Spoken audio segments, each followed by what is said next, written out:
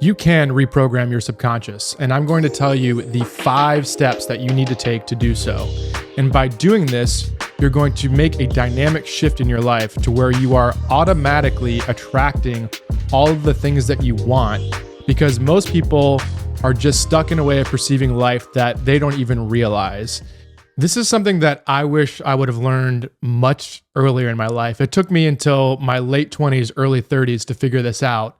And ever since I did, I've literally started achieving all of my dreams and the things I want in life, whether that be physical health, mental health, wealth, relationships, experiences. All of these things have just sort of started falling into place naturally and easily because I was able to reprogram my subconscious. Growing up and most of my young adulthood, I kind of adopted this woe is me type of mentality, which was a product of my past experiences. So I sort of had this attitude of, I'm just somebody that bad things happen to. And I had sort of this pessimistic mind state about things, whether that was me not getting into the school that I wanted to get into, or me not making a certain sports team that I wanted to make, or having a falling out with friends, or not getting a certain girl's attention, or whatever it might have been. I just assumed that I was this kind of person and these things just happened to me. And that was what sort of led me down this spiral of working with a subconscious that was dooming me to not achieve the things that I wanted. So I'm going to tell you how to not only avoid that, but if you're experiencing that today, completely reprogram it so that you can start to get all of the things you want in life because you are capable of doing it. So let's jump straight into it. Now, it's important to first understand the subconscious. And what the subconscious is really made up of a collection of our life's experiences. So most of our thoughts and our feelings come from past experiences and memories. And your brain organizes things in a way to reflect everything that you've experienced in the past. It's like a record book of all the things that have happened in your life. And when you have experiences, your brain uses all of your senses to store this information and find patterns so that it can create emotions. And emotions help us remember these events. They're ways for us to dial back into these important events that have happened in our life. And when you combine thoughts and feelings over and over based on some of these events, you create an attitude. Thoughts and feelings create an attitude. And these attitudes are essentially shortened states of being. But the problem comes when you start to string together the same type of attitude over time, you start to form beliefs.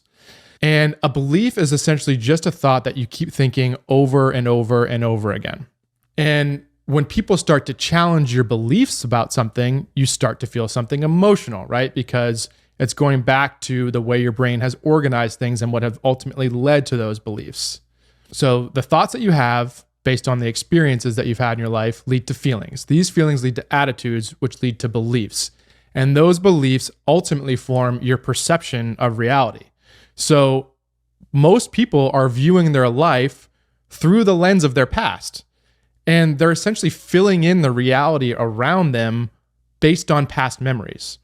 And when you start to overlay your present experience or even your future experience with your experiences from the past, you start to put limits on the possibilities of your future and the possibilities of your present. And that's why you often hear the term limiting beliefs. And the really important thing to understand about this is these origin thoughts that are creating the limiting beliefs that you have that are ultimately altering your reality are coming from the subconscious.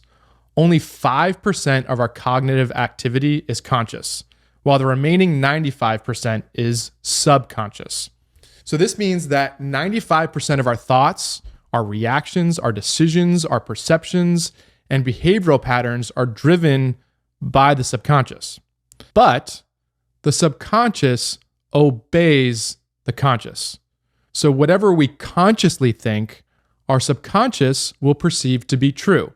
Our subconscious has no way to differentiate the things that have actually happened in life versus the things that you're thinking about or the things that you want to happen in life. So we must use our conscious minds to influence our subconscious beliefs. So now that we understand how the subconscious works, let's talk about the 5 steps on how to reprogram it.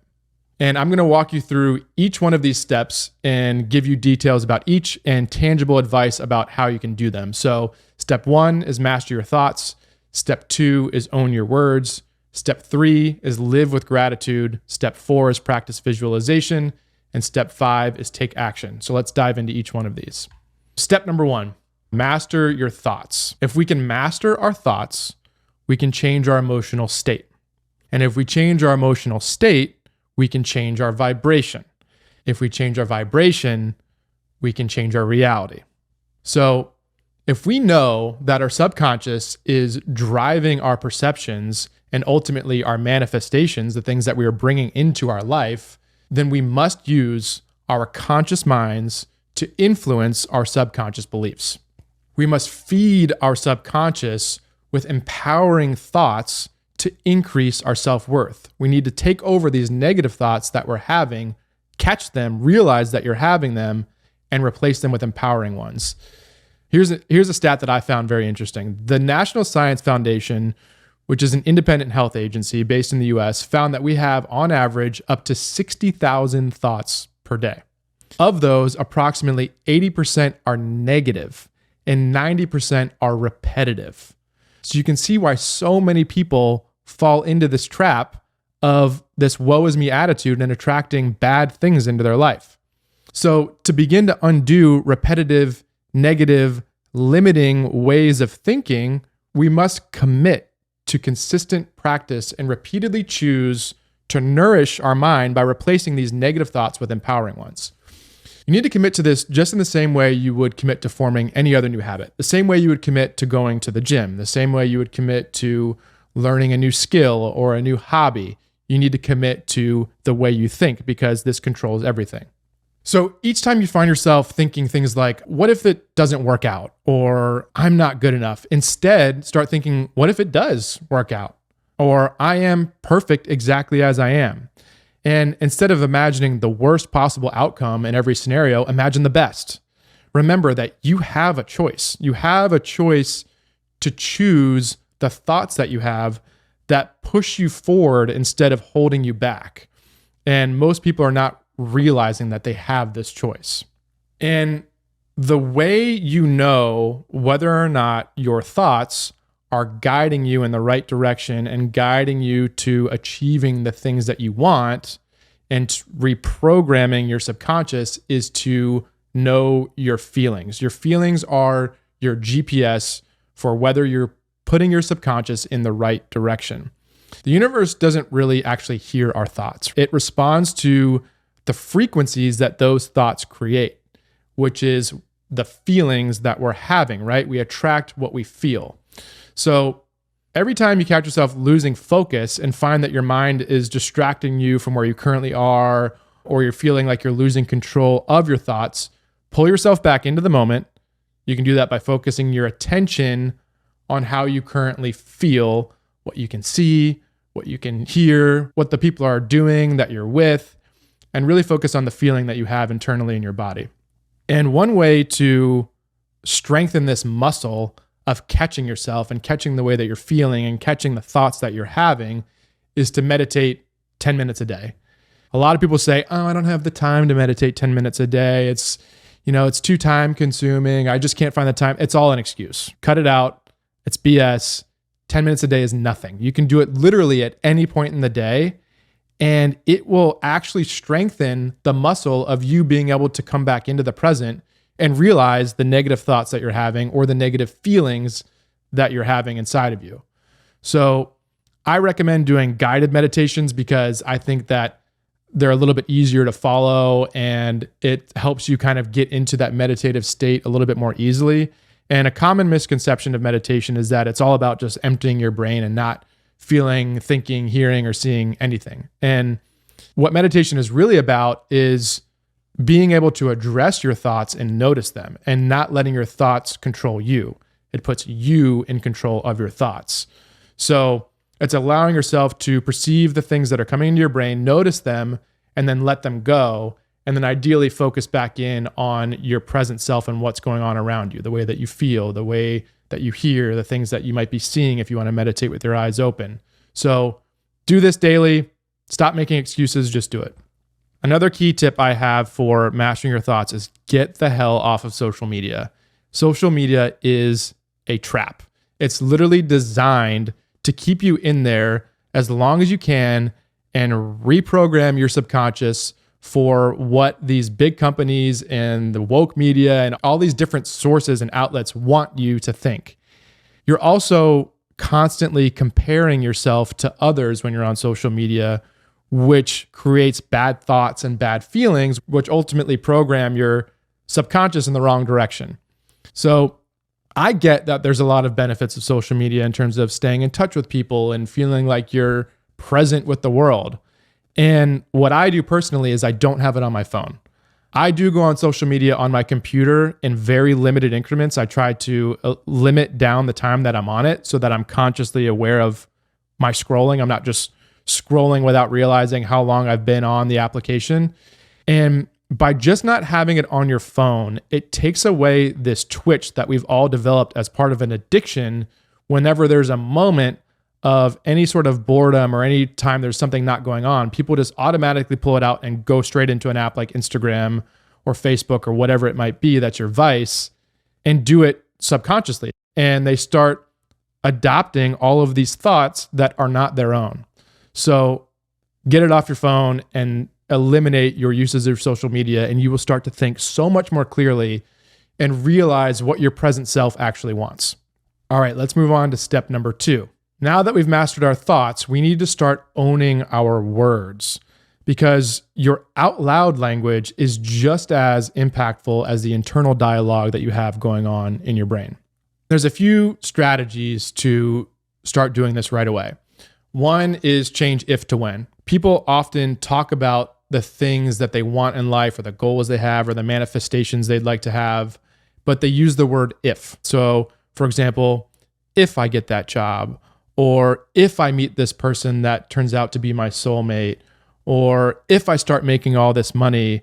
And what the word if really says to the subconscious is, I don't really know, or I don't actually trust, or I'm not sure if this is actually going to happen. And this creates doubts and fears that sink into your subconscious. So instead of using if, start using when. This slight shift makes a huge difference. So when I get that job, or when I start making all this money, or when I meet my soulmate, and this will automatically put you in a better vibration to reprogram your subconscious. Another tool that's very similar is talk about what you do want versus what you don't want. When people speak about something that they don't want, our subconscious still mentally and emotionally experiences that thing. So if you think, I don't want to get sick, your subconscious is still emotionally and mentally thinking of getting sick. So instead, start to think, I want to be healthy. So another example you hear people saying all the time is, I really don't want to be in debt anymore. Instead, say, I want financial freedom. Or instead of saying, I don't want to be single anymore, start thinking things like, I want a wonderful, healthy relationship and I'm excited to have it. Another strategy I use all the time to own my words is using affirmations and mantras. So a mantra is a word or a phrase that you can repeat out loud or in your head, but in this case, we're talking about speaking out loud to help gain awareness, to release stress, and again, to raise your vibration and shift your subconscious. So we can use these mantras or these positive affirmations to send positive messages to our subconscious and replace negative thoughts. And when we begin to incorporate these mantras into our daily routine, for example, repeating them every morning or every night before you go to bed. And by the way, your subconscious is the most susceptible to positive messaging at 3 significant points in the day. And that's as we fall asleep, as we wake up, and when we're in a meditative state. And this is because at these times, our brain is operating between the frequencies of alpha and theta brainwaves. And that is the optimum frequency for visualization, creativity, and learning. So listening to like a positive affirmations track at these specific times of day will allow your subconscious to most effectively absorb the positive messaging. And when you do this repeatedly, it forms new neural pathways in the brain to support a more empowered and therefore magnetic mindset and subconscious. I created a positive affirmations video recently that is designed to reprogram your subconscious for wealth. I'll leave the card up here as well as a link in the description below so that you can use that on a regular basis to help reprogram your subconscious to attract more wealth into your life. Some simple examples of mantras you can say daily are things like, I love the person that I am today, or I love my life, or I feel calm and at peace. I feel healthy. I am confident. I am strong. I am able to achieve anything I want. These are just some examples of different things you can say to yourself daily. And the whole idea here is to raise your self-worth and embrace confidence. Many of us grew up believing that speaking confidently about ourselves makes us seem arrogant or vain or boastful. So we sort of embrace this use of self-deprecating language and learn to put ourselves down in an attempt to be more likable. And I'm here to tell you that you need to not do that. You need to embrace confidence and stop using negative bias words like I can't or I won't or I'm not or I'm afraid, because these are all low vibe and they directly affect your subconscious. Instead, replace these words with high vibe words like I can, I will, I am. One other really simple thing you can do, and this is something that almost everybody does, and was when somebody pays you a compliment, like, oh, you look great. You look like you lost some weight. Instead of immediately using self-deprecating language like, oh yeah, but I still have a lot more to go. I'm still not really as fit as I'd like to be, which people do all the time. Or like, oh, your hair looks great today. Oh, really? I just feel like it's so frizzy and out of control. Like the people do this type of thing all the time where they use self-deprecating language because they're uncomfortable taking compliments because they feel like confidence is something that doesn't come off well. Stop doing that. Instead, just say thank you. Just say thank you to compliments that people give you. And that is perceived perfectly fine by the person delivering the compliment. And it changes a lot for you internally because you're absorbing the nice things that people are saying about you and allowing that to sink into your subconscious and go into a place of confidence and deserving and high self-worth, which then reprograms you to start to believe that you deserve the good things in life. And you can start to approach life with this feeling of expecting good things to happen to you. Confidence is a good thing. It's not something that should be shied away from. All right, step number 3 is live with gratitude. And ultimately, you should be really using gratitude as a tool, because what do we do when we feel overwhelmed or we have this low vibe feeling and we feel like we're losing control over our thoughts or our feelings and we're not able to draw it back in? Well, gratitude is probably the most powerful emotional tool that we have at our disposal if we understand how to practice it. We can literally pull ourselves out of these low vibe feelings or experiences or thought trains and change our state in an instant, which shifts our vibration and allows us to be on that path of creating abundance in our world around us. So if you find yourself in a situation where you're not feeling good about something, or you're angry or sad or you're jealous or you're having racing thoughts in a bad direction, start thinking about the things you're grateful for. It can be as simple as, I'm grateful that I can walk. It's sunny outside. I'm grateful that I had a delicious lunch today. It can be really simple, but those things really make a huge difference. And what's crucial about this is you embrace gratitude with no caveats, no more buts. People often automatically and casually tie in these caveats to their gratitude. So people will say things like, I'm grateful for all the money I have, but I'll feel so much more free when I have more. Or I'm super happy right now, but if I was in a relationship, I'd be happier. Or I love my house, but I can't wait to have one with more space. And they do this because they fear that if we're happy with what we have, we won't strive for more. That's the common perception of people. And doing this actually does the opposite, because it puts you in a place of wanting subconsciously, and wanting comes from the feeling of not having, which is just going to perpetuate more situations of not having. So true gratitude without caveats is a major key in reprogramming your subconscious. Another useful strategy for living with gratitude is to journal. I journal every single day, and my journal typically consists of first writing down my goals for the day. So things that I want to achieve in that particular day. I write down a few goals for the future. Sometimes those are the same day after day. I write some I am statements, so some positive affirmations and mantras, usually like 3 of them. And then I write 3 things that I'm grateful for. And just doing this at the start of your day will put you in such a positive way of thinking and will be a tool to reprogram your subconscious using your conscious mind and your conscious thoughts. It also allows you to get things out of your brain and onto paper, which helps to sort of free up your mind. And there's something tangible that happens when you actually write out your thoughts onto physical paper. It really has a strong effect for reprogramming your subconscious.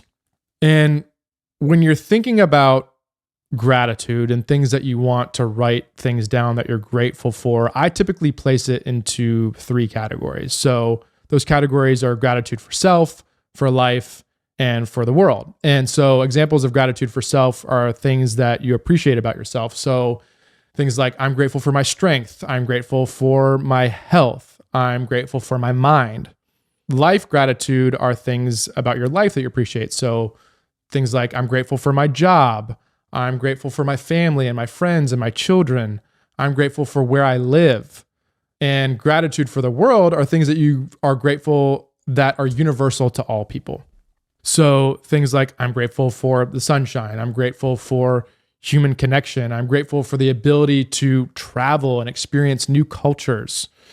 And you can use these 3 categories to really help guide you in practicing cultivating gratitude into your life. So just a suggestion there. And studies have shown that in just 4 days of transforming fearful and doubtful thoughts to thoughts of gratitude and appreciation for just 10 minutes a day, 3 times a day, can strengthen your immune system by 50%. 50%. So just the thoughts of gratitude that anybody can do, you can choose to do it daily, increase your body's immune system and your ability to fend off diseases and sicknesses and be a healthy person. So this is tremendously impactful. Okay, step 4 is visualization. And this is where you need to ask yourself, who do I want to become?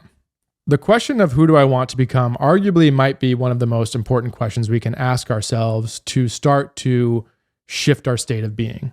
And when you start to create this vision for yourself and what you want to be, you need to be hyper clear on it. And you need to actually feel the feelings of what it would be like to be in that state. Because being vague about your visualizations just simply won't be enough. The more details you can include and the more specific that you are, the clearer your vision will be.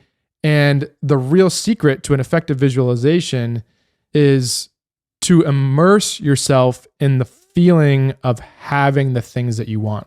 Because again, remember, we attract the things that we feel, not necessarily the things that we think about. So if you want to be someone that travels or goes on luxury vacations, visualize yourself buying that plane ticket, sitting in that first class seat, eating the meal that the flight attendant delivers you, getting the service that you want, laying down in that layback chair, getting off the plane and feeling the sunshine hit your face, hearing your significant other or your children laughing around you because they're so happy to be in this new location, getting into the Uber to go to your luxury 5-star hotel and walking in and have everything be immaculate with giant glass windows of beautiful views, and the way that makes you feel inside when you have that exact moment that you want.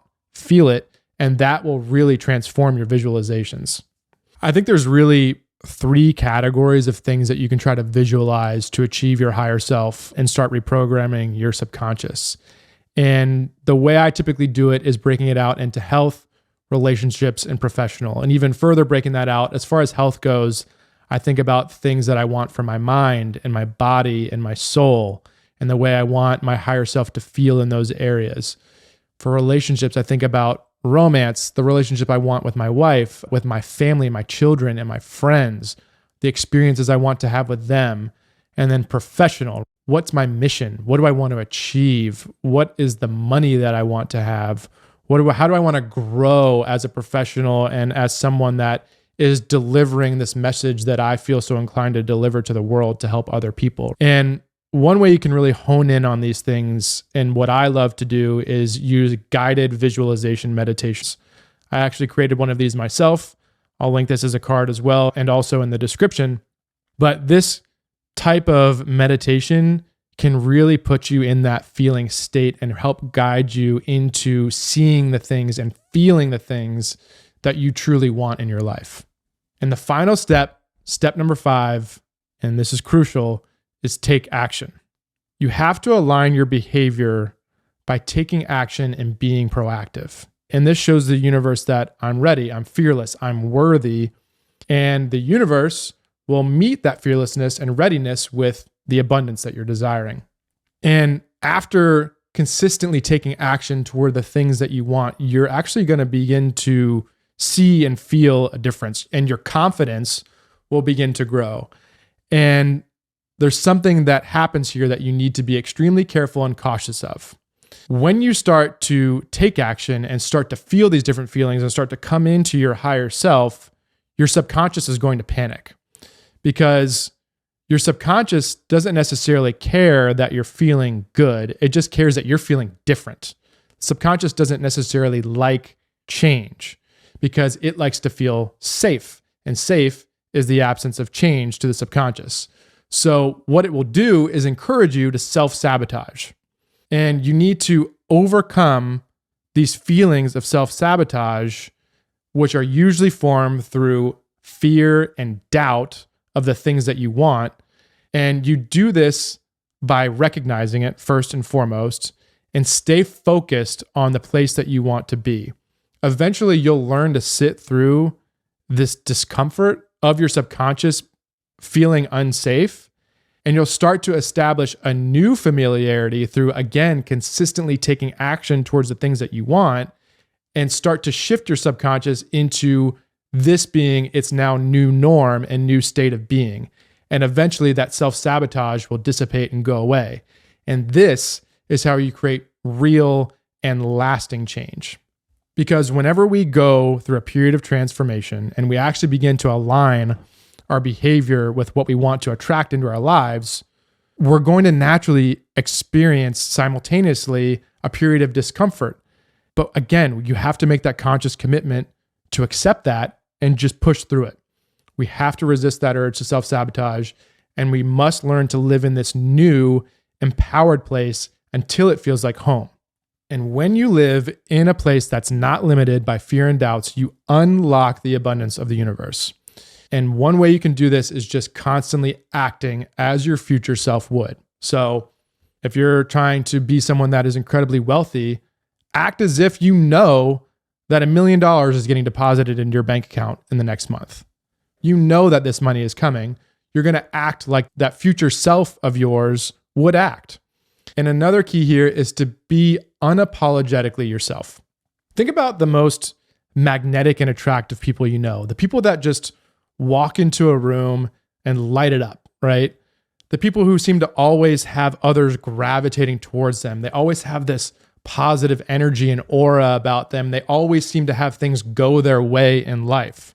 They are, more often than not, really always, the people that are just completely, unapologetically, authentically themselves. They're proud of who they are. They're comfortable in their own skin, and they're never afraid to be different or stand out. They're not Me Too people or yes man or yes women people, or people that are always just trying to satisfy others and make people feel comfortable by agreeing with what they say. They own who they are, they own who they want to be, and people are really drawn to that, and it's a good way of just living. You can also look at children to see what this is like, because most children have not been too dramatically affected by the experiences in their life that are conditioning their subconscious. So they're just naturally themselves, and they just act as themselves, and they're unapologetic about it. And people are so drawn to that. That's why people love kids, because they just have this way of being themselves and not caring what other people think. And I love seeing that in my kids, and it makes me want to act more as a kid. And I think that most adults or humans in general should do that. And the last tip I have to help you continue to take action is to create these high vibe daily habits.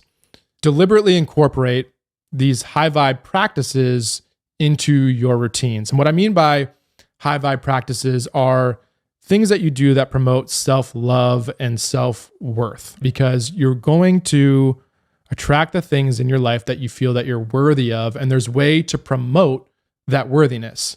Some of my favorite high vibe daily habits are journaling, which we talked about, mantras, affirmations, meditation, walking outside in the fresh air or going into the woods and into nature, skincare routines, taking care of your body, a good hot shower, going to the gym, breath work, yoga, and practicing gratitude. Take care of yourself. A lot of people feel like this is being selfish, but being selfish is a good thing. If you don't take care of yourself and you don't love yourself, you're not going to be able to love others the way that you should be able to. You have to start within and love yourself so that you can truly be the best version of yourself for everyone else in the world. Doing these habits daily will help raise your vibration to match the energy of your future self, and it will allow your subconscious to again start to feel at home in this new empowered version of yourself. I hope that you learned something here today and that you're able to start shifting your subconscious into a state of being where you're achieving everything that you want in life. That's truly my goal of sharing this information with you. And if you enjoyed this content and you want to see more things like this, consider subscribing, because I'm posting videos like this weekly to help you become the best version of yourself and become the achiever that you deserve to be. And until next time, my friends, be well.